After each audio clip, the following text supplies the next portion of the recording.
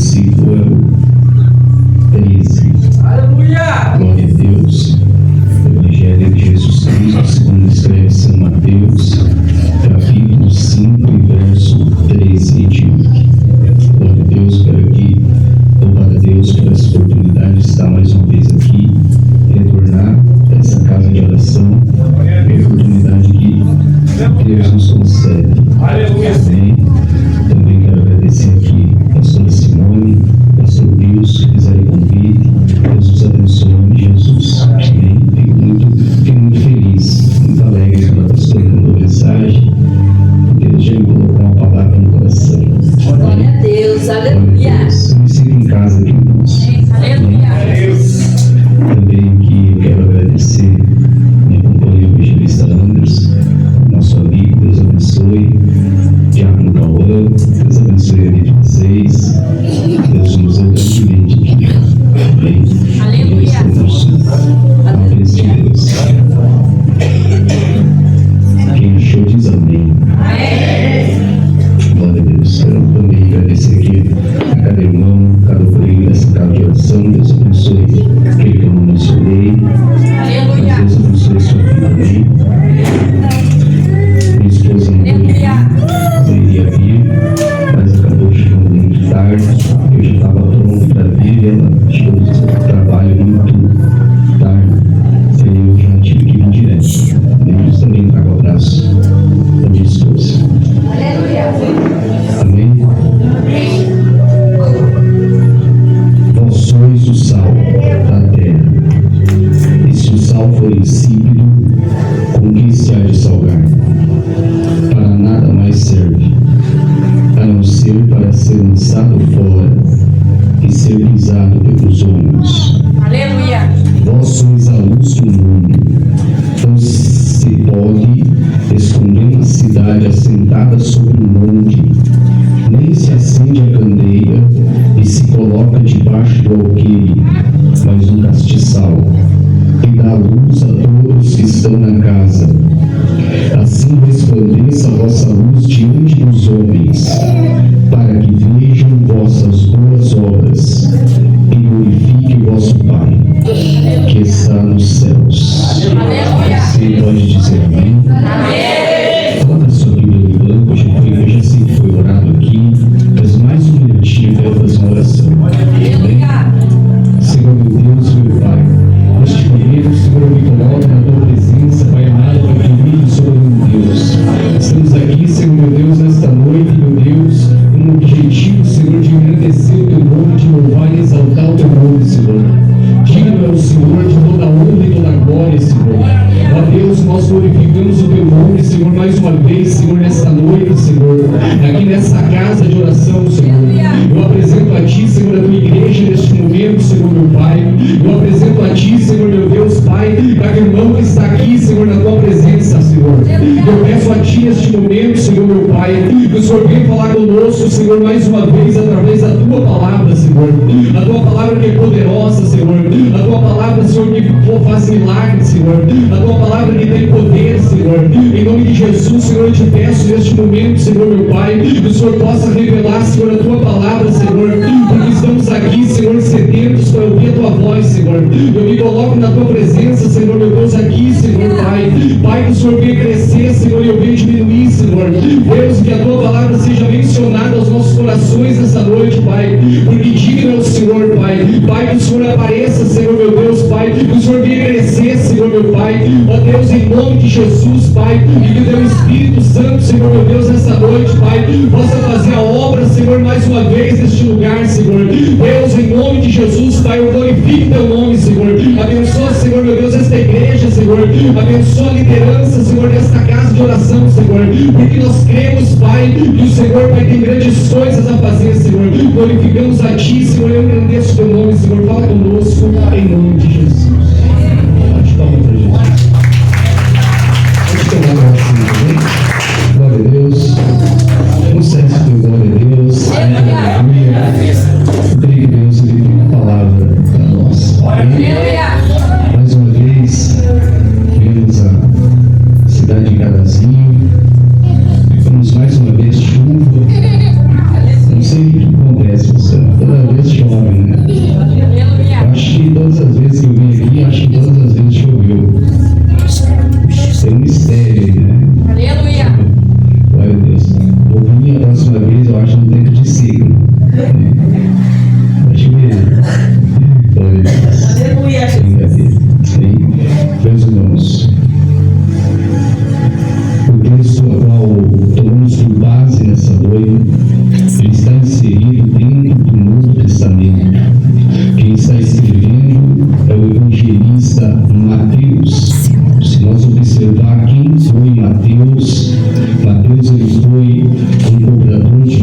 posto, um publicano, ele era judeu por naturalidade, mas adquiriu o ofício de publicano. Então ele era por naturalidade, ele era judeu, só que por ofício ele era um publicano. Publicano nada mais, nada menos, era aquele que cobrava imposto e trabalhava para o governo romano. Então Mateus ele servia a Roma cobrando impostos do povo. O que nós observamos na Bíblia, no contexto histórico, nós vamos perceber a conversão de Mateus.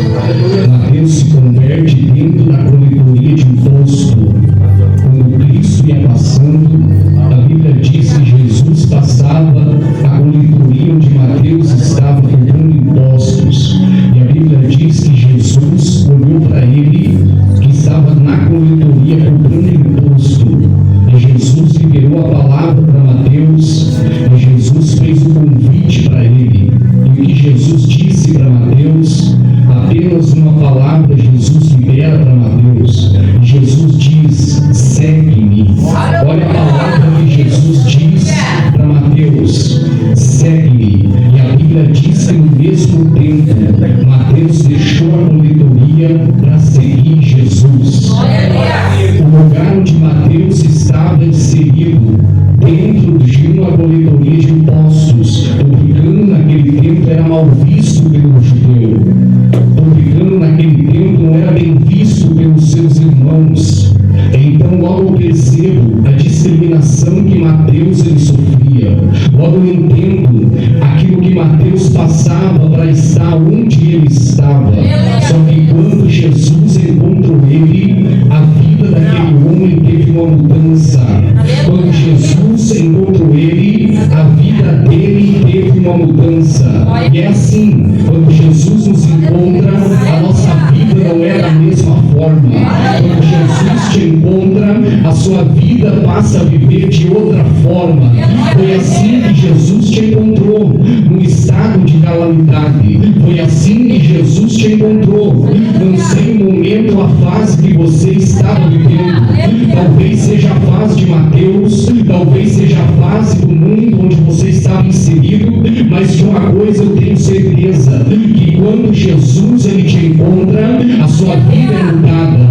Quando Jesus ele te encontra, a sua vida é transformada. Assim como Mateus, Jesus encontra Mateus na coletoria e Jesus liberou a palavra para ele, e logo Mateus entendeu aquilo que Jesus queria falar com ele. Perceba a reação que Mateus teve quando Jesus fez o convite para ele. Bastou apenas uma palavra para Mateus entender o plano perfeito de Jesus para a vida dele. Vou repetir.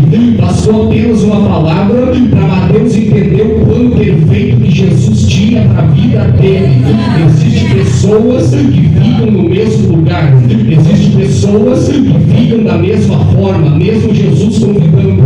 Existem pessoas que ficam estagnadas no mesmo sentido. Mas entenda, quando Jesus liberou a palavra para Mateus, ele entendeu aquilo que Deus queria falar com ele. Ele entendeu aquilo que Deus e Jesus queria falar com ele. Entenda, é momento, é fase que passamos em nossa vida, que muitas vezes nos deixam parados no mesmo lugar. É fase que vivemos na nossa vida, que muitas vezes ficamos estagnados no mesmo lugar. É luta, na prova, no deserto, mas entenda uma coisa: quando Jesus ele faz o convite, pode estar no deserto. Quando Jesus ele faz o convite, pode estar na prova. Quando Jesus ele faz o convite, pode estar da maneira que está, mas quando ele convida, é para uma vida de mudança. Quando ele faz o convite, ele te tira do lugar onde você está e coloca onde ele deseja. Deixa eu liberar.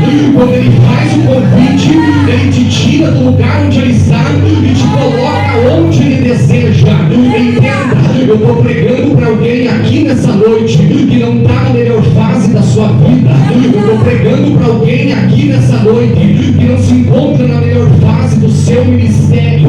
Eu estou pregando para alguém aqui nessa noite que não se encontra na melhor fase. Mas entenda, é momento em que Jesus chega. É na hora em que Jesus chega. Não importa a fase que está vivendo, o que importa é Ele vai te colocar, deixa eu liberar. Não importa a fase que você está vivendo, o que importa é aonde Ele vai te inserir. A Bíblia diz que Mateus ele segue o Cristo, e quando Mateus ele segue o Cristo, ele vai passar por uma mudança na sua vida. Mateus ele vai se tornar um discípulo do Mestre.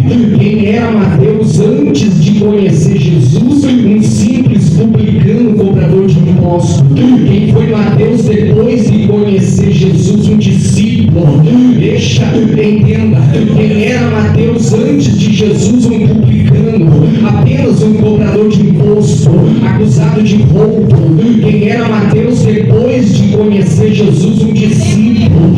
Você percebeu o que Jesus pode fazer na vida de uma pessoa? Não. Você entendeu o que Jesus pode fazer na vida de uma pessoa? Mateus torna-se um discípulo de Jesus, e quando ele torna-se um discípulo de Jesus, ele passa a seguir o Mestre, e ele vai escrever aquilo que ele absorve de Jesus. Mateus é uma testemunha ocular do Evangelho de Cristo, tanto que se encaixa o Evangelho de Mateus dentro de um dos evangelhos sinóticos. 3 evangelhos são sinóticos. Mateus está encaixado dentro do evangelho sinótico. Então ele foi testemunha ocular daquilo que Jesus fez no seu tempo. Ele foi testemunha ocular daquilo que Jesus operou no seu tempo. Quando observamos os 4 evangelhos, nós vamos perceber que cada evangelista ele apresenta Jesus de uma forma.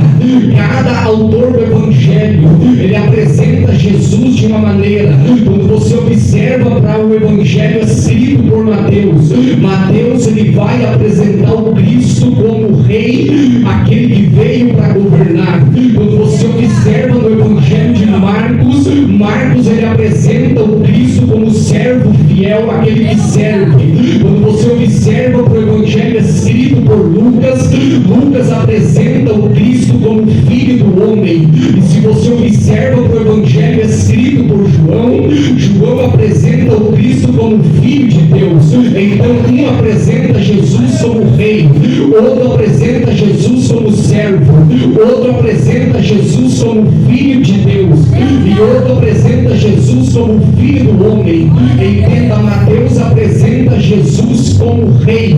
E quando observamos o evangelho escrito por Mateus, do capítulo de número 2, nós vamos perceber Mateus apresentando Jesus como rei, o rei dos judeus que veio para governar, aquele que nasceu na cidade de Belém, Judeia. Mateus apresenta o Cristo como rei, o rei salvador. Entenda, quando Jesus sobe das águas batismais, ele nasce na cidade de Belém, Judeia, e ele sobe depois de nascer na cidade de Belém, Judeia. Ele vai encontrar um servo, ele vai encontrar aquele que veio primeiro, mas disse que era o último. Está certo. A Bíblia diz que na beira do Jordão, João Batista batizava e fazia discípulos. Quando o Mestre Jesus foi ter com João à beira do Jordão para ser batizado por ele, a Bíblia diz que Jesus chega onde está o Batista. Ele estava batizando na beira do Jordão. Quando João avistou Jesus, ele vai olhar e vai dizer: eis aí o Cordeiro de Deus que tira todo o pecado do mundo.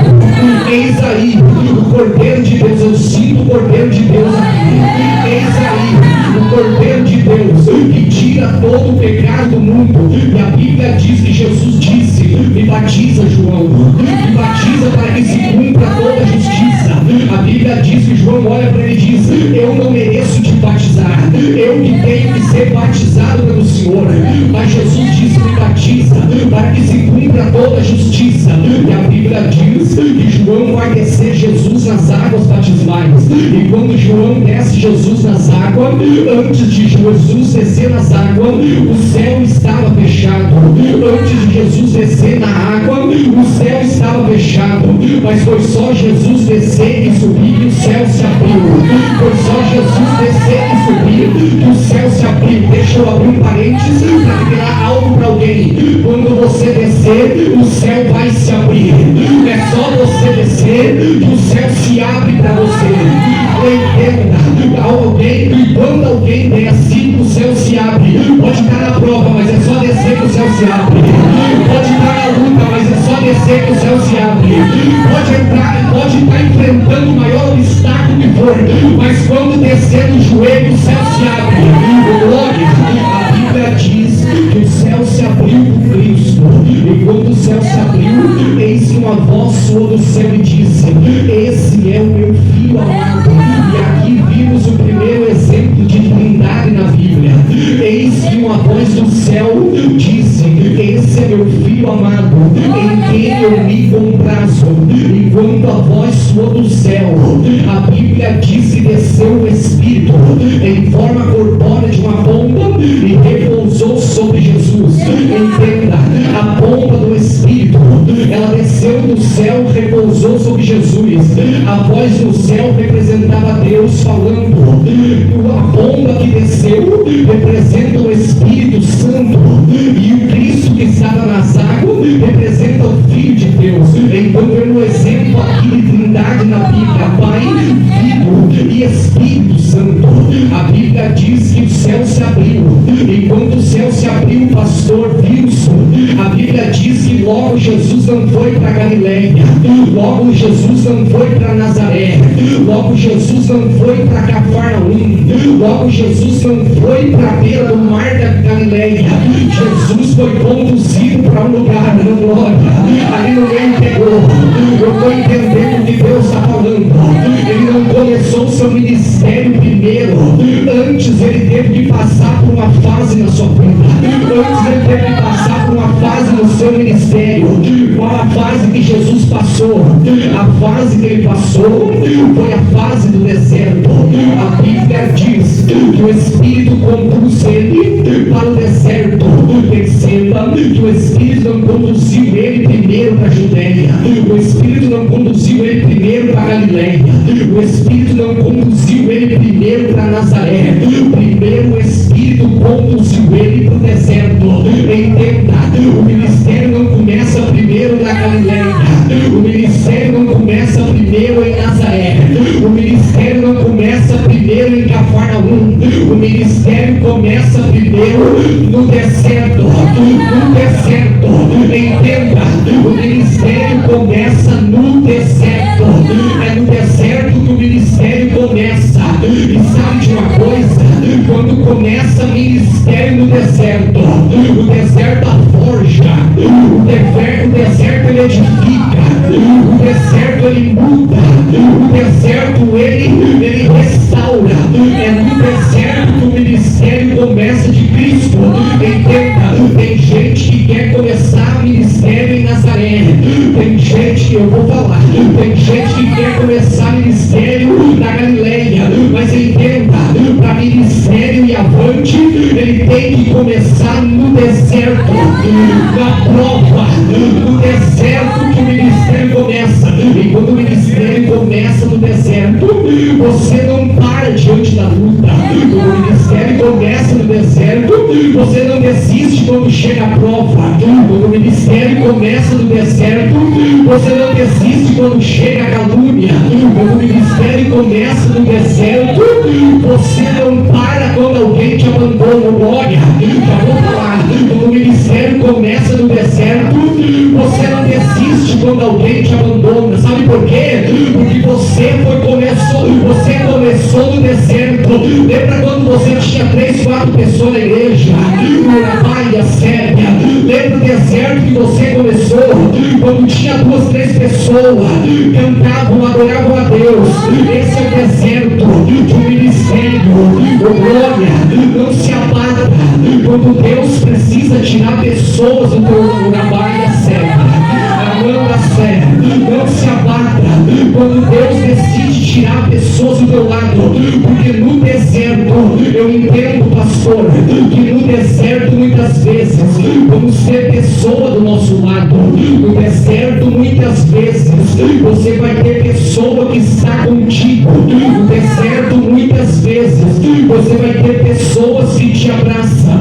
No deserto muitas vezes você vai ter pessoas que te aplaudem. No deserto muitas vezes Você vai ter pessoa que está contigo, mas de repente, depois que passa o deserto, tem gente que estava, mas não está mais. Urabaia, Licandará. Tem gente que muitas vezes está, mas não está mais. Sabe por quê? Porque é necessário Deus provar você, porque você já viveu a fase do deserto. Pura passeia. Eu estou sentindo Nazareno. A Bíblia diz que Jesus começa o ministério no deserto. O Espírito conduziu Jesus para o deserto. E quando o Espírito conduziu ele para o deserto, a Bíblia diz que ele foi conduzido pelo Espírito, guiado ao deserto. Ele jejua 40 dias no deserto. Foi só Cristo jejuar 40 dias no deserto, que a Bíblia diz que no final do deserto, no final do jejum, a Bíblia diz que ele sente fome. E quando ele sente fome, está no texto que o Satanás, ele se apresentou para Jesus quando ele sente fome. Perceba que Satanás não se apresentou para ele quando ele começou no deserto. Satanás não se apresentou para ele quando ele estava no meio da trajetória do deserto. Satanás não se apresentou para ele quando ele estava no jejum no começo, mas Satanás se apresentou para Cristo quando ele entregou o jejum e sentiu fome. Entenda, Jesus como Deus aqui e também como homem. Como Jesus como homem, ele sente fome, porque todo homem sente fome, toda mulher sente fome. Jesus sentiu fome. Foi só ele sentir fome que Satanás, observando, disse: agora está fácil, é fácil.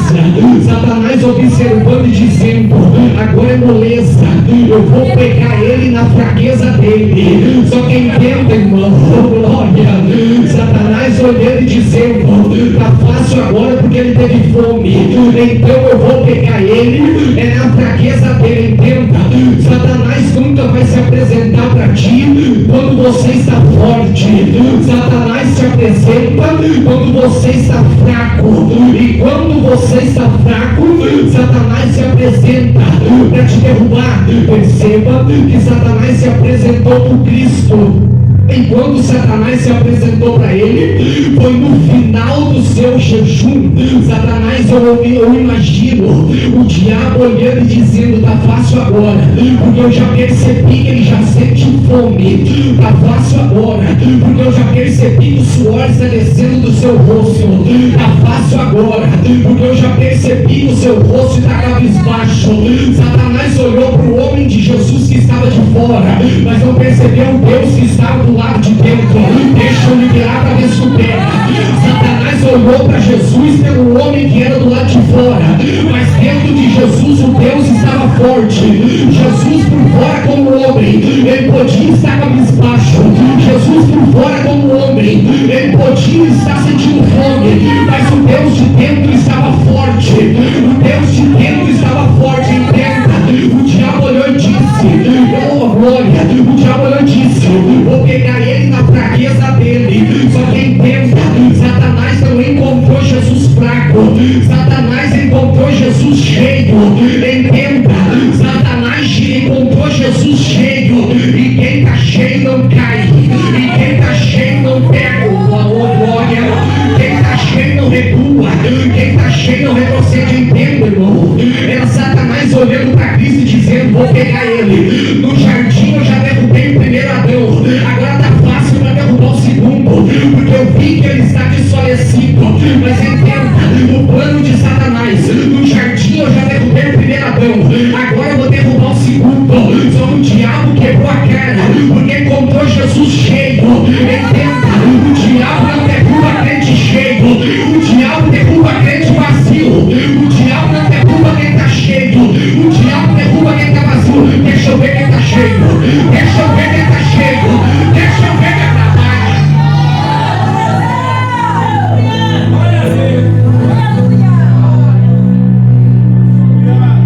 Aleluia.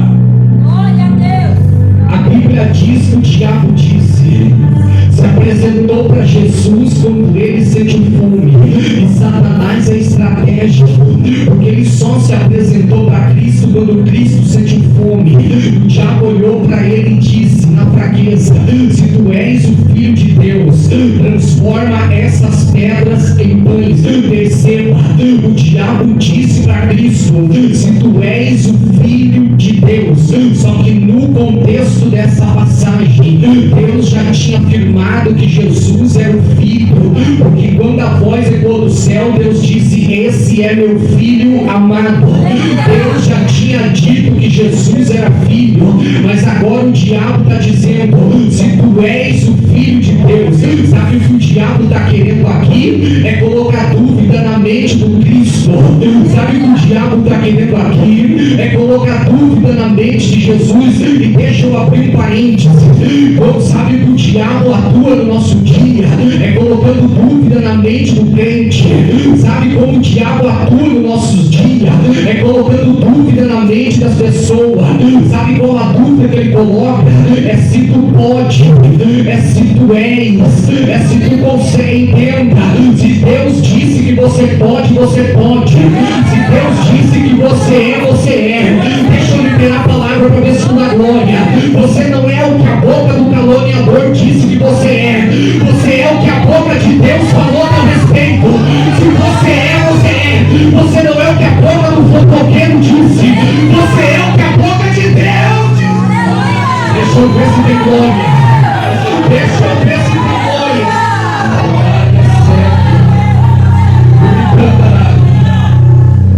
Aleluia. Glória. Se tu és Filho de Deus, Jesus era filho, porque Deus já tinha dito que ele era. Você é e pronto. Você é e pronto, porque Deus disse que você é. Aleluia.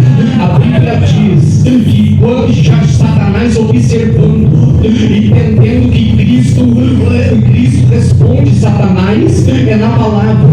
Você perceba que Cristo responde o diabo na palavra.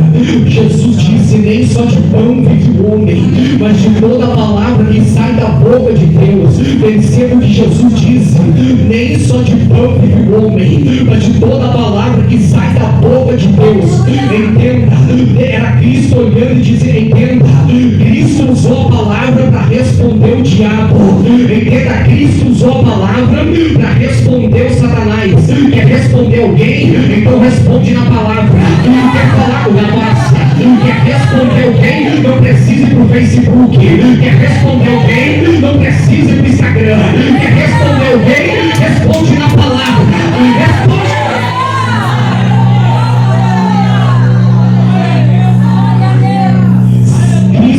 Usa a palavra para responder o diabo. O diabo percebe que não consegue derrubar Cristo. Então a Bíblia diz que a segunda tentativa de Satanás, a segunda tentativa do diabo, a segunda tentativa, ele leva a Cristo ao pináculo do templo em Jerusalém. E ele olha e leva a Cristo lá em cima. E quando ele está lá em cima, a Bíblia diz que o diabo mostra para Jesus. E ele mostra a altura para Jesus e diz: lança-te daqui abaixo, porque também está escrito que aos anjos dará a ordem, e eles não te deixarão tropeçar, eles te pegarão.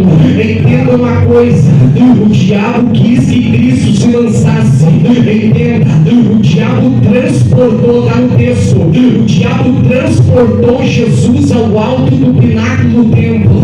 Mas só que quando eu observo o primeiro versículo da passagem, a Bíblia diz que o Espírito conduziu, mas o texto diz que o diabo transportou. É diferente quando alguém é conduzido, é diferente quando alguém é transportado.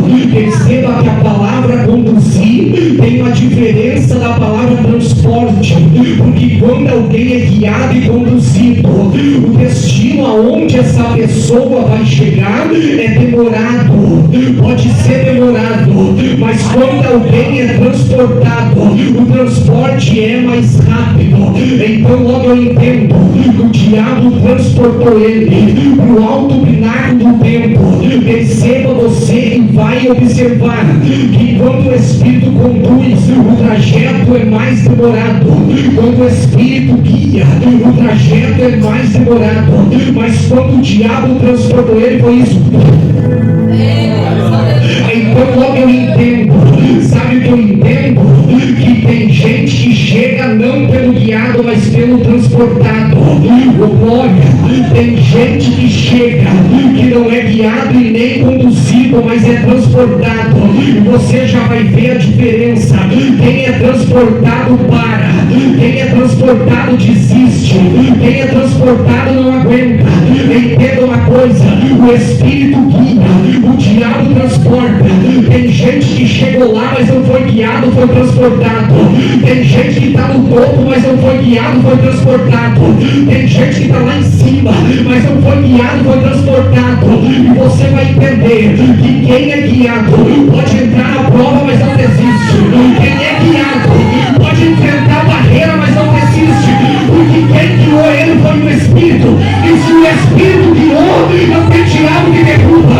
Se o Espírito guiou, não tem capeta que impeça. Deixa eu ver quem foi guiado. Deixa eu ver quem foi guiado. Eu não vim pegar para quem foi transportado. Eu vim pegar para quem está sendo guiado. Se tem alguém que está sendo guiado aqui, abra a boca e dá.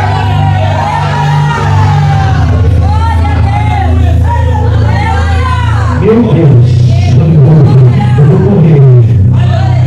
Eu vou correr.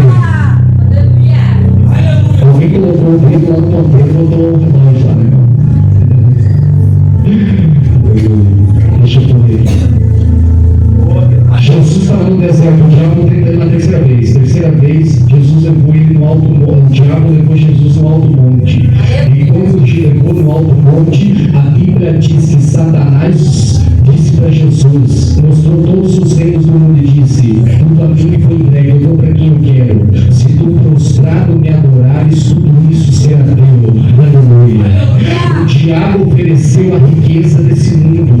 O diabo ofereceu o ouro desse mundo. O diabo ofereceu a prata desse mundo, o bronze desse mundo. Só que Cristo olhou e disse: eu não quero ouro, eu não quero prata, eu não quero bronze, porque o ouro passa, a prata passa, o bronze passa, tudo isso aí vai passar, mas só que o céu não passa, o meu cachorro passa, o que você recebe no bolso passa, o dinheiro passa, a casa passa, a fama passa, mas o céu não passa.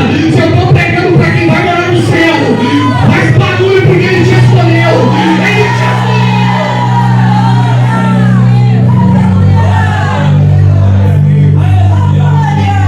O que você recebeu não passa, o que você recebeu não se perde, o que você recebeu é valioso. A Bíblia diz que Jesus resiste, e quando Jesus resiste, a Bíblia diz que o diabo se afasta, e os anjos vieram e serviram o Cristo. Perceba que quando terminou o deserto de Jesus, a Bíblia diz que os anjos de Deus serviram ele. Deixa eu liberar uma palavra para alguém que está aqui. Quando você passar por esse deserto, tem anjo que vai te servir. Não, acho que você não entendeu. Quando você passar por a prova que você está, tem anjo de Deus que vai descer para te servir.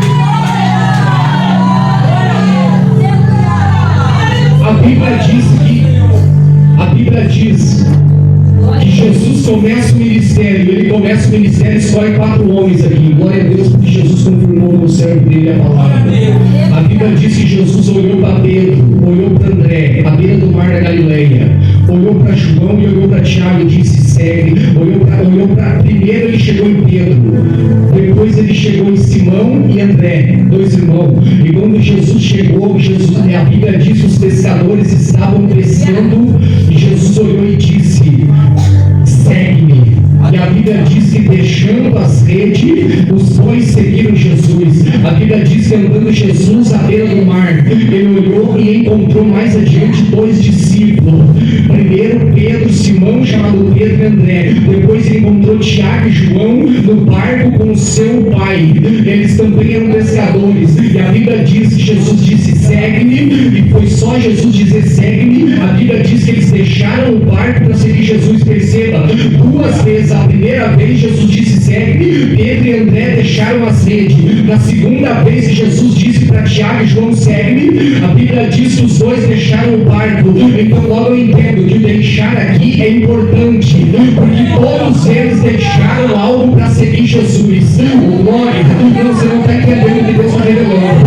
Todos eles tiveram que deixar algo para seguir Jesus. Entenda, para seguir Jesus, muitas vezes temos que deixar coisas para trás. A Bíblia diz que os quatro seguiram Jesus. Jesus vai começar a curar, libertar, transformar, salvar. Jesus começa curando, Jesus começa operando milagre, Jesus começa salvando, e a Bíblia diz que a multidão veio ter com ele. E quando a multidão veio ter com Jesus, a Bíblia diz que a multidão estava com ele, e Cristo observa a multidão, e Cristo vai fazer algo agora.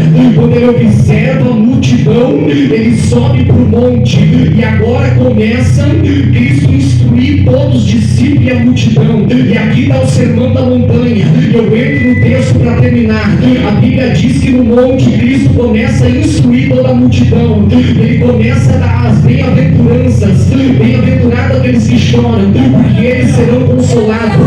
Bem-aventurado e bem-aventurado e bem-aventurado. Jesus olha para os discípulos que estão com ele. E a Bíblia diz que Jesus vai dizer para os discípulos, e vai dar duas características para o discípulo. Deixa eu entrar na mensagem para encerrar rápido.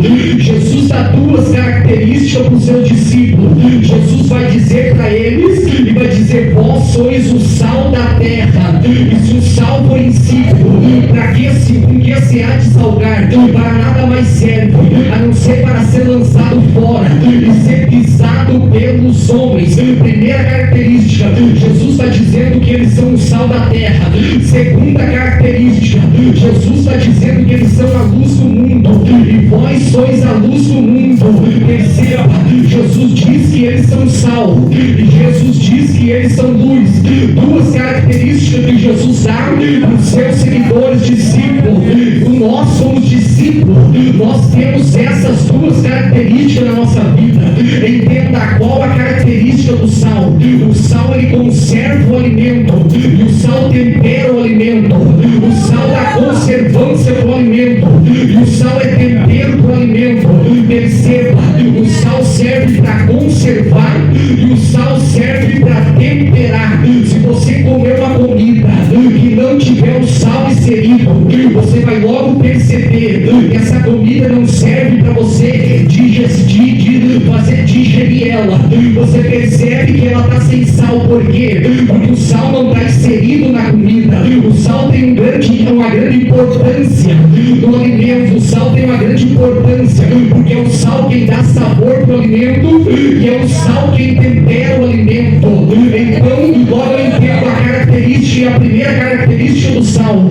O sal, quando é inserido no alimento, ele serve para dar sabor e tempero e conservar o alimento. Só que se você observar, você não consegue observar o que o sal pode fazer no alimento.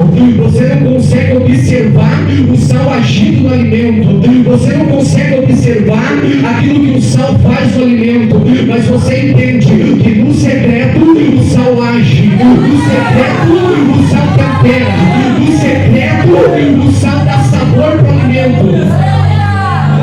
Vós sois o sal da terra. O sal serve para conservar e temperar. Naquele tempo, na tradição judaica, eu vou correr para o tempo da culto.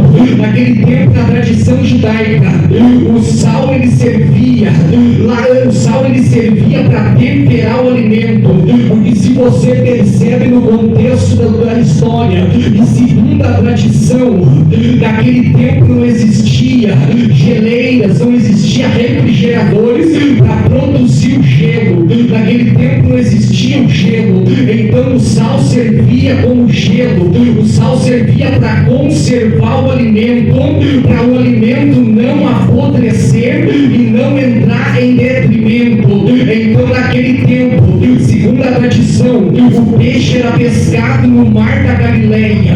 Enquanto o peixe era tirado da água, segundo a história e a tradição, eles usavam o sal para colocar o peixe, e eles levavam o peixe da Galileia a distância de 160 quilômetros até a cidade de Jerusalém. Então perceba que nesse trajeto em que o peixe vai sair do mar da Galileia, ele já sai temperado dali com o sal que é aplicado nele, e ele vai precisar ir cerca de 160 quilômetros até chegar à cidade de Jerusalém. Só que quando o peixe chegava lá, o sal não deixava o peixe apodrecer no caminho. Era o sal que dava conservância para o peixe e não deixava o alimento apodrecer no caminho. Então entenda que o sal tem uma grande importância, e é isso que Jesus está dizendo para os discípulos. Jesus está dizendo: no lugar onde vocês estão inseridos, vocês vão conservar o ambiente. No lugar onde vocês estão inseridos, vocês vão retardar o apodrecimento moral da sociedade. Deixa eu liberar. Onde eu inseri vocês, vocês vão conservar o ambiente e vocês vão retardar o apodrecimento moral da sociedade. Deixa eu abrir um parente para ver se você entende. Deixa eu para ver se você entende. Quando eu abro parênteses para você entender, quando o sal é colocado no ambiente, ele conserva. Quando o sal é colocado no ambiente, ele retarda o apodrecimento moral da sociedade. Sabe por que Jesus colocou a igreja na terra? Sabe por que Cristo colocou os discípulos na terra? É para conservar a terra, é para dar sabor para a terra, é para temperar a terra. Sabe o que você está fazendo aqui na igreja, na terra? Você está retardando o apodrecimento da sociedade. Porque se o crente não estivesse mais na terra, o mundo já teria apodrecido há muito tempo. Mas graças a Deus que Cristo te colocou na terra, e é para você retardar o apodrecimento da terra. Pastor, por que retardar o apodrecimento? Para quanto mais a igreja retarda, mais alma se converte para o evangelho. Quanto mais a igreja tarda, mais alma se integra no altar. É isso que o discípulo de Cristo tem que fazer: conservar. Só que perceba, quando nós observamos, porque Jesus disse: se o sal se torna insípido, ele nada mais serve. Então quer dizer que o sal corria o risco de, no trajeto, ele se tornar insípido. Então corria um grande risco, porque é Jesus quem alertou. Corria um grande risco de, no trajeto, o sal perder o sabor e se tornar insípido. Aleluia. Naquele tempo, o sal era retirado do Mar Morto. O sal não é como o nosso sal de hoje, que é refinado. O sal naquele tempo ele vinha do Mar Morto, e quando ela era retirada da água, ele vinha com impureza junto. E ele teria que passar por um processo para se tornar puro. Então o sal ele vinha com impureza junto. Só que se o sal deixasse a sujeira e não passasse pelo processo, ele corria o risco de se contaminar. Não pegou. Se o sal deixa a sujeira e se ele não passa pelo processo, ele contamina. Por isso que você vê muito crente contaminado, porque não quer passar pelo processo. Eita glória! Não, você não entendeu. É por isso que tem muito contaminado, porque não passa pelo processo. Para ser puro, é necessário passar pelo processo. Oh glória!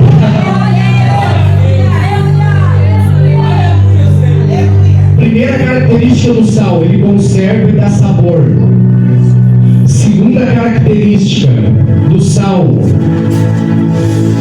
perceba que o sal ele não é alimento.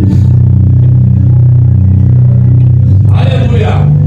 O sal ele não é alimento, porque você não consegue comer o sal. Você come o alimento, mas não o sal.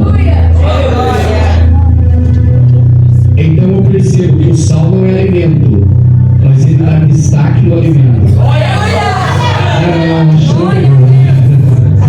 sal dá destaque no alimento. Glória, eu não sou alimento. Você não é alimento, mas você está destacando aquele que vai alimentar. Você só dá destaque para aquele que alimenta. Entenda uma coisa: você não é um alimento. Você pode não ser um alimento. Você não tem que ser alimento, mas você tem que destacar o Cristo que alimenta. Glória! O sal não é alimento, mas ele dá destaque para o alimento. Terceira característica do sal: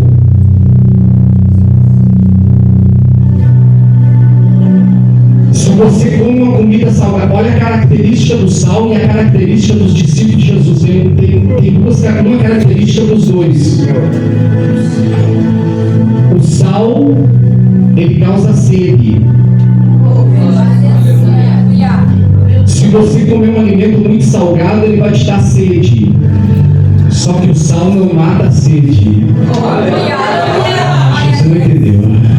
O sal causa sede, só que ele não mata a sede. Quem mata a sede é a água. Não, acho que você não pegou. O sal ele só causa sede, mas quem mata a sede ainda é a água. Sabe o que Jesus? Sabe por que Jesus te colocou na terra? Para você causar sede. Mas Jesus está dizendo: eu te inseri na terra para você causar sede. Mas quem continua matando a sede ainda continua sendo eu. Ô glória! Você está entendendo o que Deus está falando? Você só vai causar sede, mas quem vai matar a sede é o Nazareno.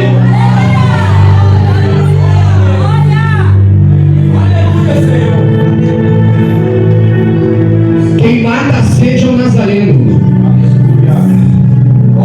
É por isso que Jesus diz: aquele que tem sede, vem a mim e beba. Ele é a própria fonte de água da vida. Não tem outra fonte, não existe outra fonte. Ele é a única fonte que pode matar a sede do homem. O homem busca muitas fontes para saciar sua sede. O homem busca muitas fontes para satisfazer sua sede. Mas entenda que todos aqueles que buscaram fontes para saciar sua sede, que está fora de Jesus, todos não conseguiram matar sua sede. Só existe um que pode matar a sede. É só Jesus que pode matar a sede do homem. Agora, para encerrar,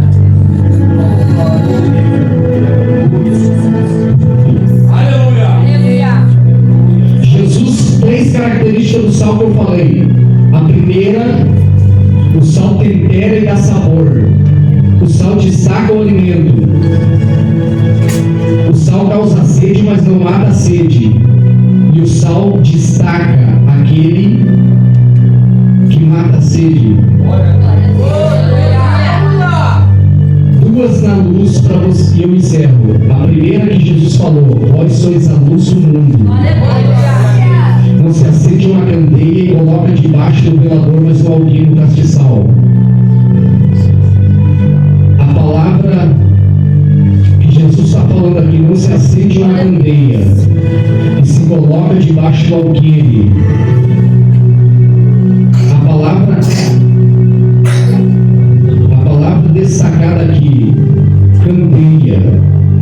Candeia é uma lâmpada, ou lamparina, ou lampião, que era usada naquele tempo na tradição judaica. Como a casa dos judeus era muito escura, só tinha uma janela, ficava na parte alta, a casa era muito escura, então eles usavam muito a candeia. Por isso que você vê em Lucas 15 que a mulher que perde a dracma, ela vai acender a candeia para procurar aquilo que se perdeu. Essa candeia que Cristo está falando aqui: não se acende uma candeia e se coloca debaixo do velador. A palavra aqui em destaque no aramaico quer dizer cesta. Não se coloca debaixo da cesta. Lâmpada debaixo da cesta é lâmpada apagada. Só que a palavra que aparece em apreço aqui: castiçal. Castiçal quer dizer luz de Deus. Aleluia! Você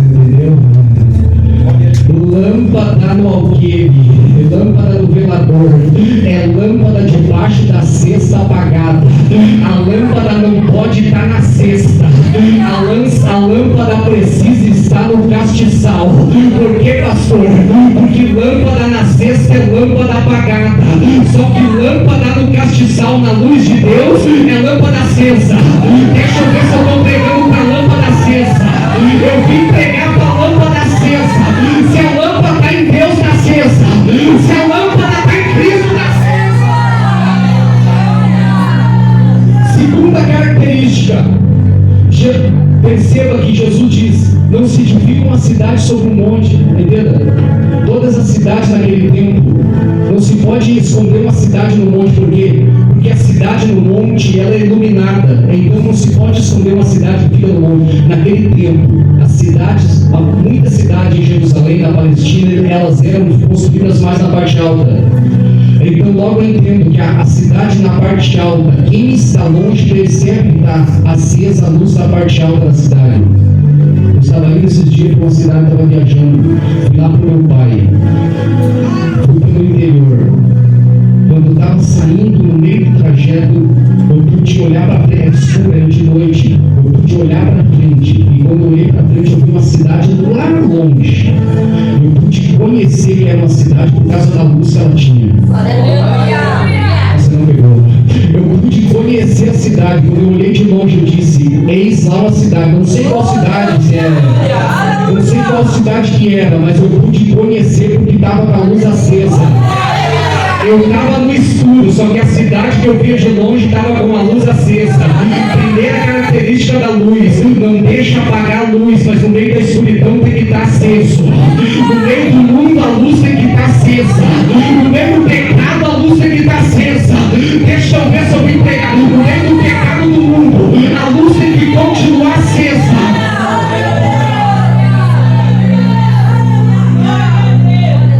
Para encerrar,